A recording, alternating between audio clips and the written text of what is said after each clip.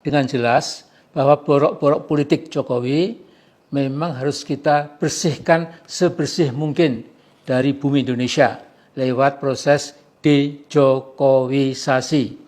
Nah, Jokowi yang tidak punya ijazah SD dan SMP yang otentik ternyata mampu merobek-robek wajah demokrasi Indonesia.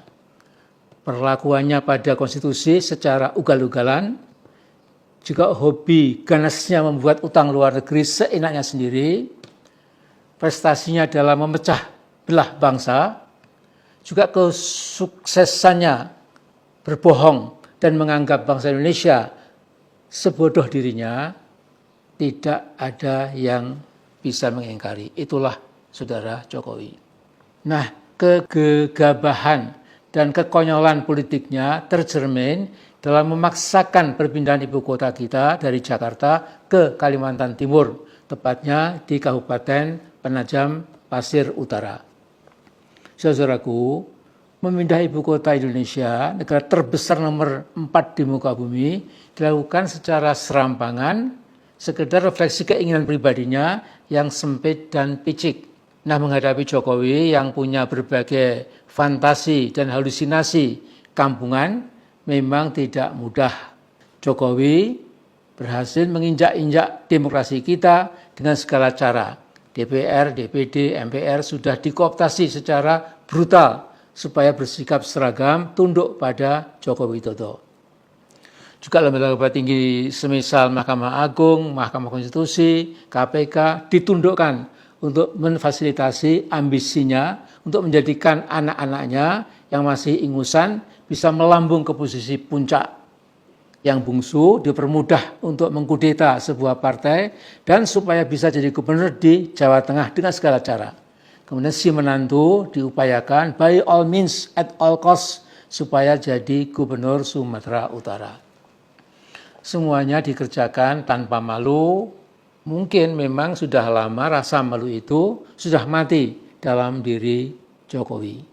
Saudaraku yang saya hormati sebangsa setanah air, jadi kesalahan fatal yang dilakukan Jokowi dengan sadar adalah kemauan Jokowi memindahkan ibu kota Jakarta ke IKN Nusantara di Kalimantan Timur, dan alasannya adalah melanjutkan gagasan Bung Karno pada akhir 1940-an.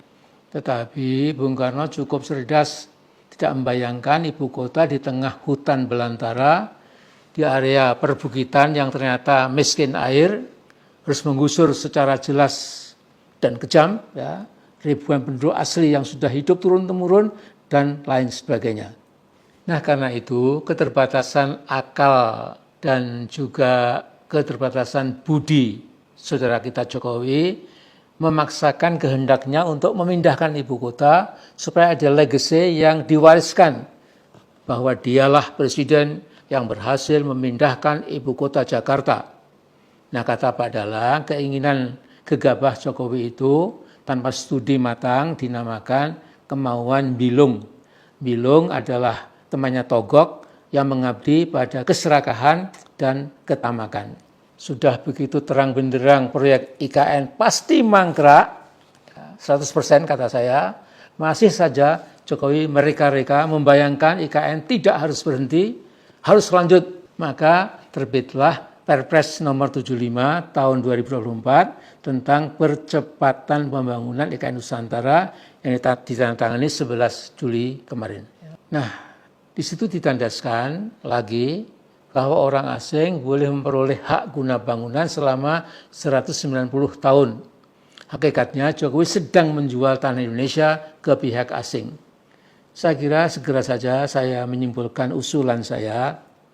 Tidak keliru kalau saya berkata Jokowi betul-betul emoh, tidak rela kalau dia tidak bisa lagi mengatur-atur Indonesia. Dengan segala kelicikan, keculasan, dan ambisi kekuasaannya yang belum kelihatan mereda, maka orang ini harus kita waspadai 24 hours around the clock. 24 jam dari sebelum harus diwaspadai terus.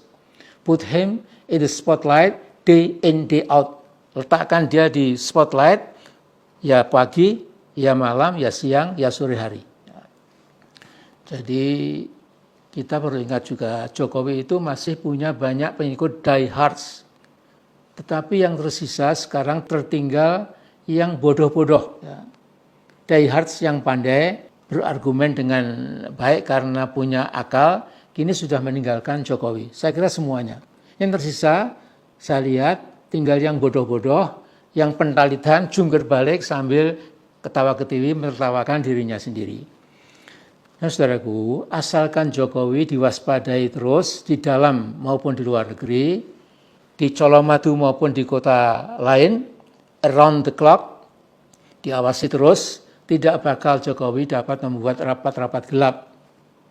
Jangan pernah ragu mengambil kebijakan de-Jokowisasi, de-Jokowization, atau de-Jokowization, demi masa depan bangsa dan negara Indonesia yang lebih baik, yang lebih menjanjikan di bawah naungan Allah Subhanahu wa taala yang Maha Pengampun. Insyaallah Indonesia jadi baldatun thayyibatun wa rabbun ghafur. Saya tambah sedikit, jadi Jokowi kadang-kadang aneh, sekian waktu yang lalu dia bicara menggebu-gebu, awas jangan sampai pergantian pimpinan nasional menimbulkan turbulensi politik. Saya kira kita semua tenang kok ya, tidak ada yang kacau balau dan pentalitan seperti turbulen itu. Ya, tidak ada Mas Jokowi. Jadi Anda tenang saja. Kemudian saya yakin di negeri yang kita cintai ini akhirnya keadilan akan jadi tegak, kemudian kezaliman, kebohongan, kelicikan, tipu-tipu akan terkalahkan secara sunatullah.